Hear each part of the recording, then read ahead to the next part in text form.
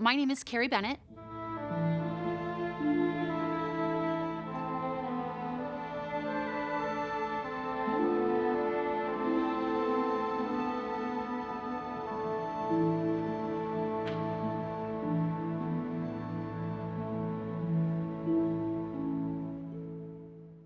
I was born in Las Vegas, Nevada, and I became interested in music because it's something that everyone in my family did.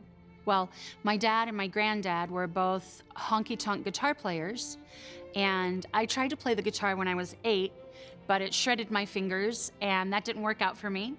So when I was 11 and I went to Quantum-McCall 6th grade center, I started playing violin. I spent a lot of time with my granddad and my dad both. They would teach me fiddle tunes. They would teach me old-time country westerns. I learned songs that were actually commercials on the radio from when my granddad was little. He was born in 1917. And I've learned songs that his cousins wrote for radio contests. So it's always been a part of my family, and it's tied to nonstop good memories for me.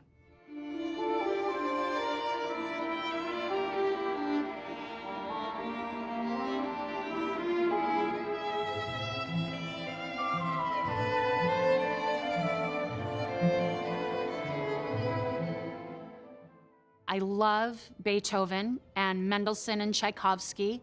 They're probably my top 3 favorites. I listen to a lot of rock. I'm a big fan of AC/DC.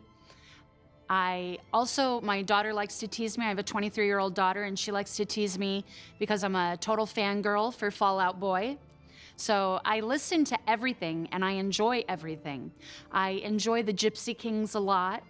There really isn't a genre where I don't have a favorite artist or a favorite musician.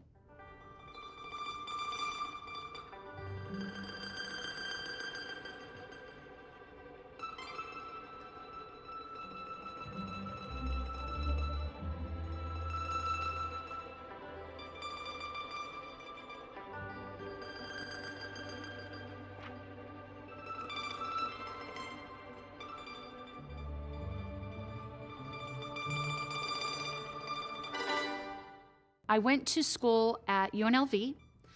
I had some family things going on. I had scholarships to several universities, and due to some family situations at the time, I decided to stay home so I could be close to my family. I always wanted to be a teacher. I never really thought of being anything else until I started college, and then the whole world was opened up to me. For a very short time, I was an archaeology major. I just don't think that there is anything more interesting than people.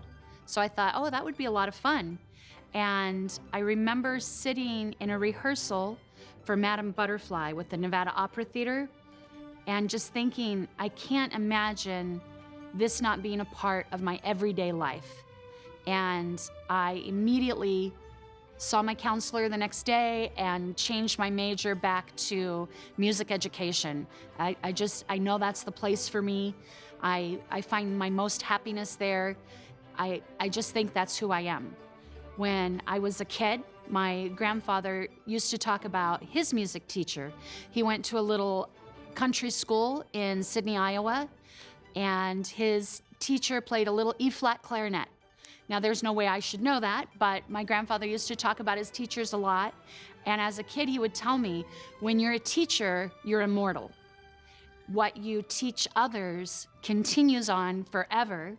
And if you're lucky, and if you're a good teacher, your students will talk about you to their family members.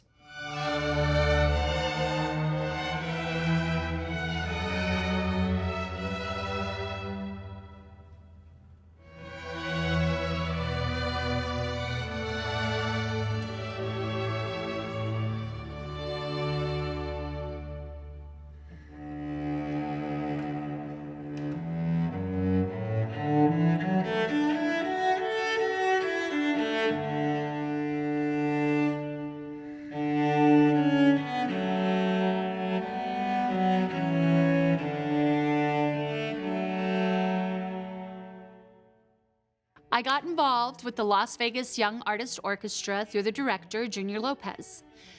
Junior was actually one of my students in my first few years of teaching. I've known him forever. My children have known him since the day they were born. And he has been one of those students that I've always stayed very close to. We talk on the phone, or we would email one another when he was away at university even. We continued to maintain that close friendship.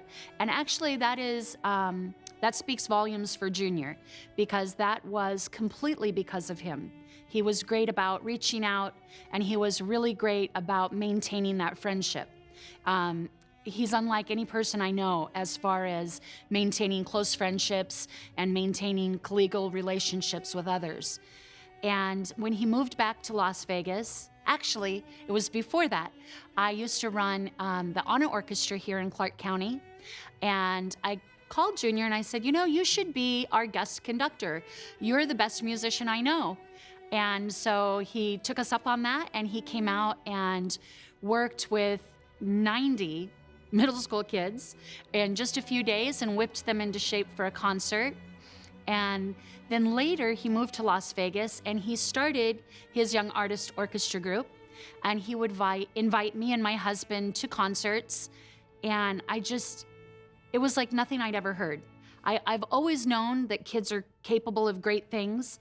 I always talk to my students about Charlemagne. I talk to my students about all the young kings and Kublai Khan and the things that they did when they were young. And I know this and I believe it, yet when I saw that orchestra on stage, I was blown away. It brings tears to my eyes now, even thinking about how good that orchestra sounded and what he was able to get young kids to do. So he asked if I would like to be involved, and I told him I would like to be involved at a lower level, you know, try to get the kids ready for his group. Maybe we could reach more students in our area that way. And he brought me on, and I've been able to direct the Academy group for several years now. And I think with all the schooling that I've done and the 25 years of teaching that I have under my belt, I think I have learned more conducting that young group than any of the learning I've done in my life.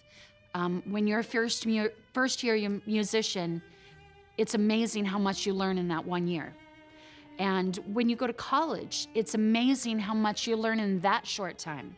Your first couple of years of teaching, you're just gaining knowledge right and left.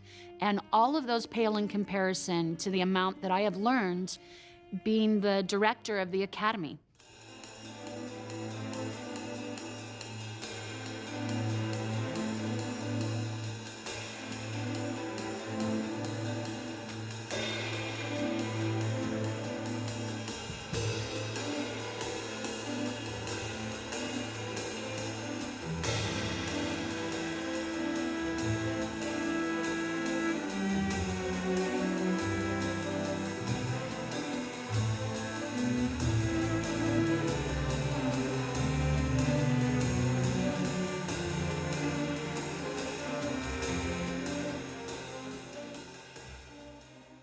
My favorite concert, unfortunately, isn't a concert I was able to be a part of. We worked together to get a concert ready for the Smith Center here in Las Vegas. It's a gorgeous place that we have for concerts, and the West Side Story music was outrageously difficult. And these kids really, they pulled out all the stops to learn this incredibly difficult music. And unfortunately, when it came time to conduct the concert, I wasn't able to conduct, but I was able to attend the concert. And again, it's hard to not get emotional when you think about the level of playing that our students have. And to be able to sit back and watch, I mean, I knew I took part in it, but to be able to watch it and just let all of that work and all of everything just wash over you, it was incredible.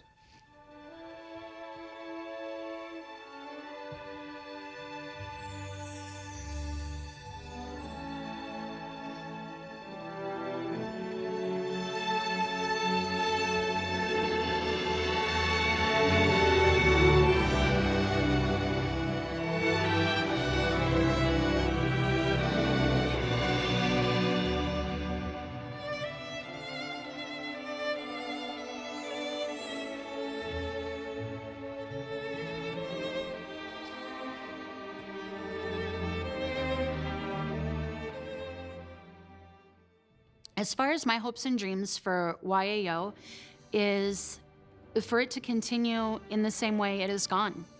It's an amazing program, and most importantly, it's free.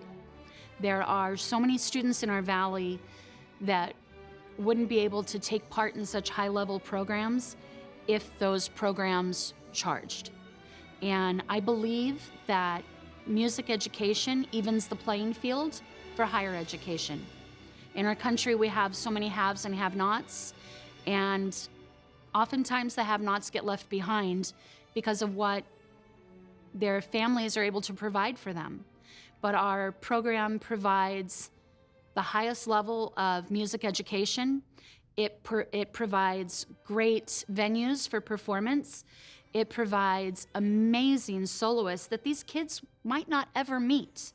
And it's all done for free. We even have, Junior has set up a program where he has a donor for instruments, and our kids are able to play amazing, high-quality instruments.